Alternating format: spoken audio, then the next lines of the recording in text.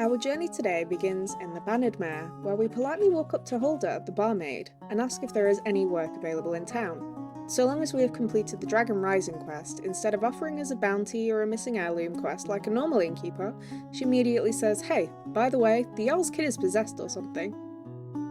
This starts a miscellaneous quest in our journal, and so ever the snoop that the Dragonborn is, we decide to visit the Cloud District, suck it Nazim, and approach the Jarl to inquire about his issues, to which he will say this. Yes, my youngest son. He's a dark child. I don't know what to do with him. He was always a quiet lad, but lately, something has changed. He's become brooding, violent. He won't say a word to me, but I don't know how I upset him.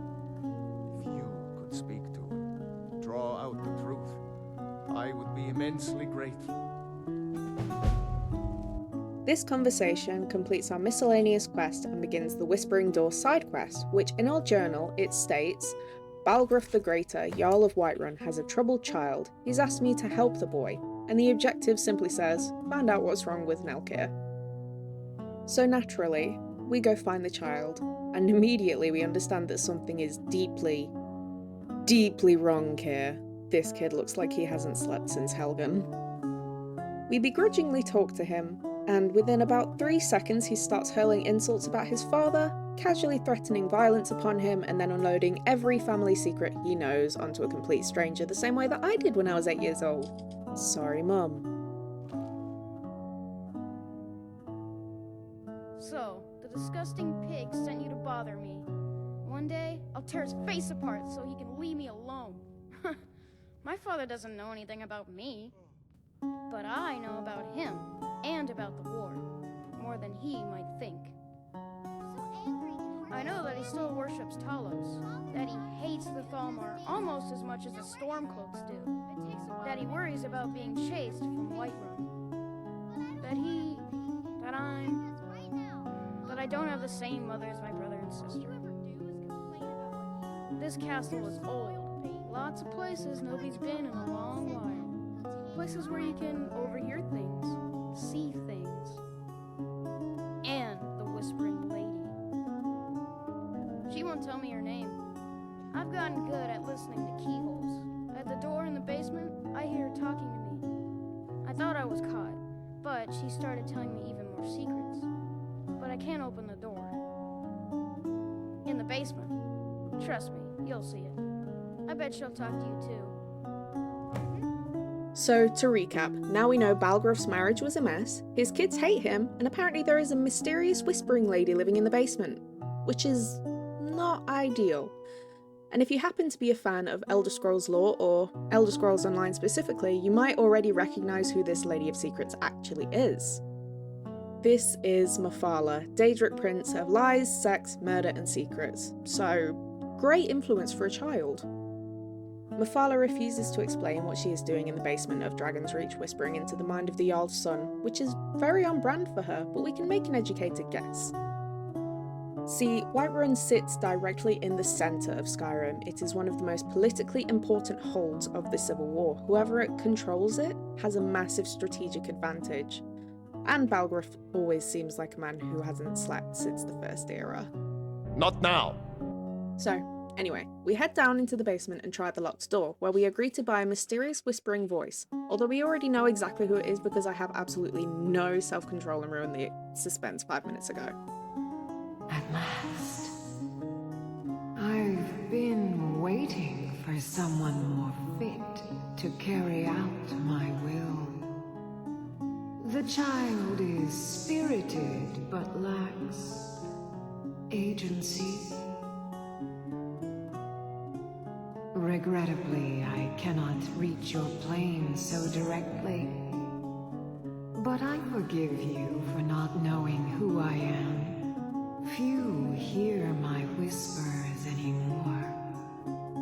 I am Mephala, the Lady of Whisper. I tug at the web of connections between mortals. Love, hatred, loyalty, betrayal. The boy was good at sussing out secrets. You, I expect to take a more active role.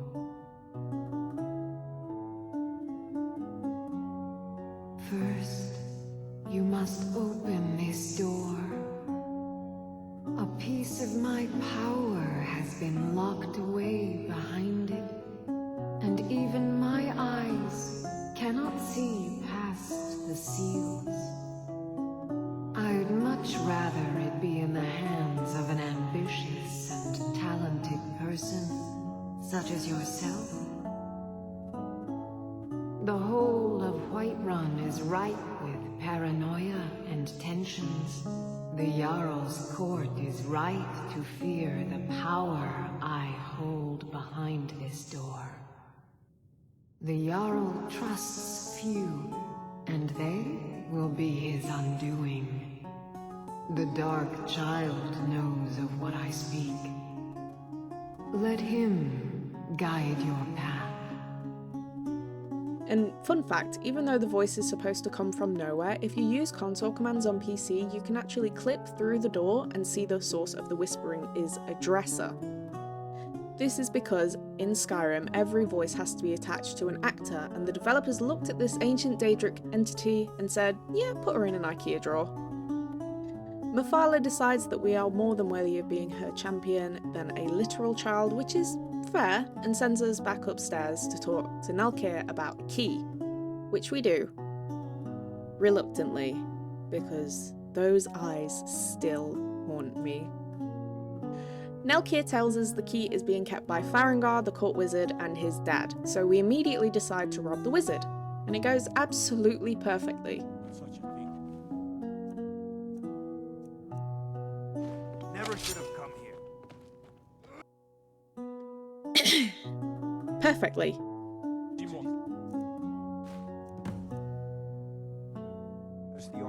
Flawless execution.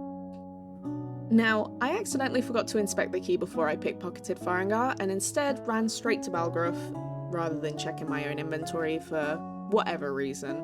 And when I finally did look at it, the design of the key actually resembles the symbol of another Daedric prince more than Mephala's. So now, it's conspiracy theory time. Did Mephala hide the blade here, or did Hermaeus Mora do it first and she just moved in later like a very aggressive squatter? We may never know. Anyway, once we have the key, we go back to the basement and finally open the door to reveal what Mephala has been guarding this whole time. The Ebony Blade, a two-handed ebony greatsword with one of the strangest enchantments in the entire game. And alongside this peculiar blade, we can find a journal. The book reads as follows: "To anyone reading this, beware this blade. It is hoped that the only people having access to this room should be the Jarl of Whiterun and his trusted wizard. If anyone else is reading this, please understand the magnitude of your folly. Turn around and never speak of this room or this blade to anyone. It has corrupted and perverted the desires of great men and women, yet its power is without equal. To kill while your victim smiles at you. Only a Daedra most foul could have concocted such a malevolent and twisted weapon, but it appears that all those who wield it end up with the crazed eyes of those wild men who roam the hills chattering with rabbits. It is not to be trifled with. Not even the hottest fires of the Skyforge could melt it. Indeed, the coals themselves seemed to cool when it was placed within. We cannot destroy it, and we would not have it fall into the hands of our enemies, so we keep it. Hidden, dark, and deep within Dragon's Reach, never to be used. Woe to any who choose to take it." Anyway, the Skyforge itself is said to have cooled in the presence of the blade, which is honestly terrifying. This is a forge of unknown origin that has been burning since before recorded history. It scared the elves, and it took this sword and said, absolutely not. Mephala instructs us that to restore the blade to its former power, we must let it drink the blood of betrayal, which is Daedric Prince for go murder your friends.